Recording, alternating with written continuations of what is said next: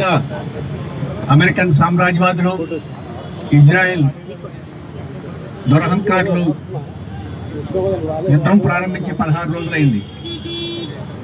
ఈ 16 రోజుల్లో ఇరాన్ దేశాన్ని బాంబులతో నేలమట్టం చేశారు.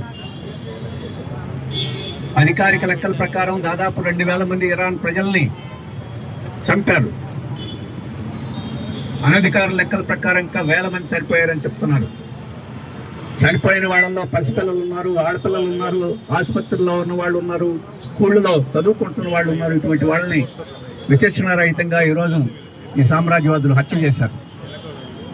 అమెరికా మొత్తం ఇరాన్ ఆర్థిక వ్యవస్థనంతటిని ధ్వంసం చేసి మొత్తం ఇరాన్ దేశాన్నే కనురూపు లేకుండా చేయాలని ప్రయత్నం చేస్తూ ఉంది.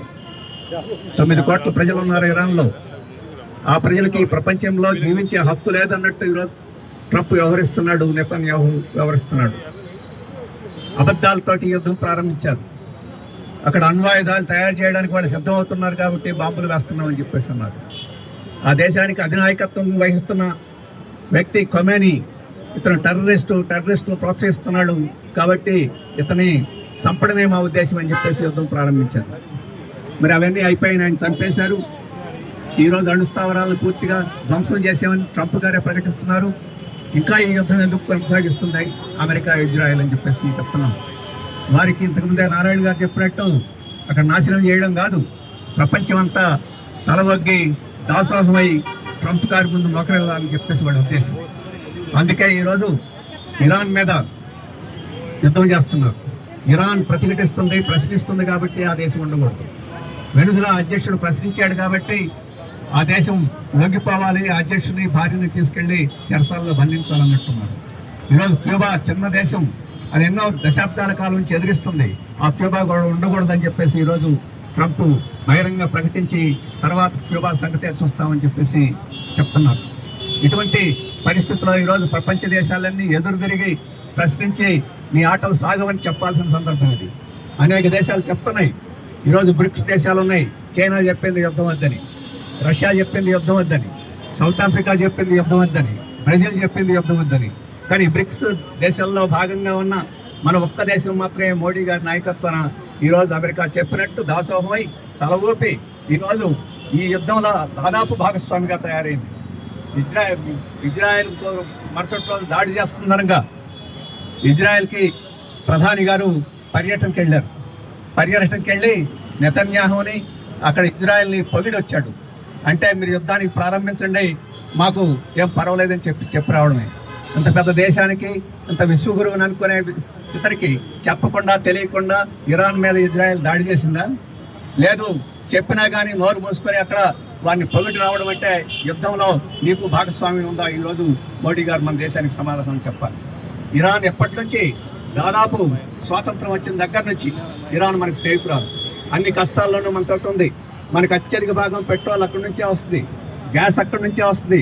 మనకి అత్యంత చౌకగా ప్రపంచంలో గ్యాస్ సరఫరా దేశం ఏదైనా ఉంటే ఇరాన్ దేశం. అటువంటి స్నేహపూర్వకమైన దేశం ఈరోజు ఇక్కట్లో ఉండి దాడులకు గురి అవుతుంటే దాని పక్కన నిలబడాల్సిన మోడీ ఈరోజు దాడి చేసేవాడి దుర్మార్గుడు పక్కన నిలబడి ఈరోజు తమాషా చూస్తున్నాడు మోడీ. ఇతను మానవులైతే అది అలా చేయరు. మానవత్వం ఏ కోశాన మోడీ గారి బీజేపీ ఎన్డీఏ సర్కార్లో కనపట్టలేదు. అందుకని ఆ రకంగా అత్యంత దుర్మార్గంగా ఈరోజు భారతదేశం వ్యవహరిస్తుంది. ఈ మధ్యన ఐక్యరాజ్య సమితిలో ఒక తీర్మానం చేశారు. ఇరాన్ దాడి చేసిందని, ఆ దాడిని విరమించుకోవాలని, ఇరాన్ లొంగిపోవాలని దాదాపు ఆ తీర్మానం యొక్క సారాంశం ఐక్యరాజ్య సమితిలో. దాన్ని అమెరికా స్నేహితులు ప్రతిపాదించారు. రష్యా, చైనాలు వ్యతిరేకించినాయి, ఇంకా కొన్ని దేశాలు వ్యతిరేకించినాయి. కానీ భారతదేశం మాత్రం దానికి అనుకూలంగా ఓటేసింది. ఆ రకంగా యుద్ధం జరిగి ఇంత నష్టం జరుగుతున్న తర్వాత కూడా ఈరోజు మోడీ ప్రభుత్వం ఐక్యరాజ్య సమితిలో ఇరాన్కి వ్యతిరేకంగా ఓటేసిందంటే ఇరాన్కి ట్రంప్ గారు కావాలా, భారతదేశం కావాలని చెప్పేసి నేను అడుగుతున్నాను. ఇప్పుడు నారాయణ గారు చెప్పారు, మొట్టమొదటి దెబ్బ మనకే తగులుతుంది ఇరాన్ మీద దాడి చేయడం మూలంగా. ఆ హార్మోజ్ జలసంధిలో పడవలు రాకపోవడం వల్ల గ్యాస్ రావడం లేదు. మన దేశం 180% గ్యాస్ని ఇరాన్ నుంచి తెచ్చుకుంటుంది. యుద్ధాన్ని ఆపాలని చెప్పేసి అడగని నోరు గ్యాస్ బండ 60 రూపాయలు 114 రూపాయలు పెంచడానికి మాత్రం ధైర్యం వచ్చింది. అంటే ఇరాన్లో అమెరికా యొక్క ప్రయోజనాలు కాపాడటం కోసం ప్రజల మీద భారాలు మోపడానికి కూడా ఈరోజు మోడీ వెనకాడటం లేదు. ఈరోజు మోడీ భారతదేశం కోసం ఉన్నాడా, లేకపోతే అమెరికా కోసం ఉన్నాడా? దేశభక్తి గురించి వాళ్ళు ఎక్కువ మాట్లాడుతుంటారు. మనం అందరం దేశద్రోహులుగా ముద్ర వేసే అవసరం అయితే అరెస్టు చేస్తామని చెప్తుంటారు. ఈ రోజు దేశద్రోహి, ప్రజాద్రోహి ఎవరన్నా ఉన్నాయంటే మోడీ సర్కార్ అని చెప్పేసి మనం స్పష్టంగా చెప్పాల్సిన అవసరం ఉంది. ఈరోజు గ్యాస్ బండ సమస్య కాదు, ఇంతకుముందే నారాయణ గారు చెప్పారు, అనేక పరిశ్రమలు దెబ్బతింటున్నాయి. ప్లాస్టిక్ పరిశ్రమ దెబ్బతింటుంది. గ్యాస్ ఎక్కువ ఎరువుల తయారీకి వాడతారు. రేపు ఎరువులు రావు మనకి, మొత్తం రైతాంగం అంతా దెబ్బతిండిపోయే పరిస్థితి ఉంటుంది. గ్రానైట్ పరిశ్రమ కరీంనగర్ ఈ ప్రాంతాల్లో గ్రానైట్ పరిశ్రమ ఉంది. గ్రానైట్ ఎగుమతులన్నీ ఆగిపోయినాయి, బియ్యం ఎగుమతులు ఆగిపోయినాయి. ఈరోజు రంగారెడ్డి జిల్లా ఈ ప్రాంతాల నుంచి కూరగాయలు అన్నీ ఎగుమతి అవుతాయి భారతదేశానికి, అవన్నీ దెబ్బతినిపోయినాయి. ఈరోజు అనేక హోటల్స్ నుంచి బిర్యానీ ఎగుమతి అవుద్ది. మొత్తం బిర్యానీ హోటల్స్ అన్ని బంద్ అయిపోయినాయి, గ్యాస్ లేని పరిస్థితి ఈరోజు ఉన్నది. ఫార్మా ఇండస్ట్రీస్ దెబ్బతింటున్నాయి, ప్లాస్టిక్ ఇండస్ట్రీస్ దెబ్బతింటున్నాయి. మనం ఈ బాటిల్స్ ఉన్నాయి, ఈ బాటిల్స్కి ధర పెరిగిపోతుంది. రేపు ఈ బాటిల్స్ కూడా గ్యాస్ భాగం వేస్తాడు, ఇప్పుడు హోటల్లో వేస్తున్నట్టు వేసేదానికి అవకాశం ఉంది. ఇటువంటి పద్ధతుల్లో మొత్తం దేశంలో రాష్ట్రాలన్నింటిలోనూ ఈరోజు ఉంది. ఇంతకుముందే ప్రభుత్వం క్యాంటీన్లు నడుపుతుంది చాలా చౌకగా. ఆ క్యాంటీన్ గ్యాస్ కొరత లేక ఈరోజు ప్రజలకి ప్రభుత్వం అందించే సౌకర్యాల మీద కూడా పడిపోతూ ఉంది. ఇటువంటి దుర్మార్గమైన పద్ధతిలో భారత ప్రజలు ఈరోజు ఇరాన్ యుద్ధం మూలంగా బాధపడుతూ ఉంటే, ఈరోజు మోడీ గారు తమాషా చూస్తూ మన ప్రజల్ని ఈరోజు అమెరికా పెట్టుబడిదారులకి, అమెరికా సామ్రాజ్యవాదులకి పణంగా పెట్టి ప్రజల్ని నాటకం ఈరోజు చూస్తున్నారు. అంతేకాదు ఇప్పుడు ట్రంప్ ఒకటి ప్రకటించారు, మేము గ్లోబల్ కోయలిషన్ ఏర్పాటు చేస్తున్నాం. ఈ హార్మూజ్ జలసంధిలో పడవల్ని కాపలా గాయడం కోసం అన్ని దేశాలు పోగవుదాం, అన్ని దేశాలు నావలో ఒక చోట పోగవుదాం, మీరందరూ చేరండి అని చెప్పేసి అంటున్నాడు.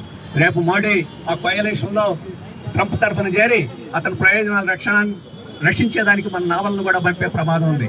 ఆ రకంగా ప్రత్యక్షంగా ఈరోజు ట్రంప్ తరఫున యుద్ధంలో చేరడానికి కూడా ఈ బీజేపీ ప్రభుత్వం వెనకాడే అవకాశం లేదు.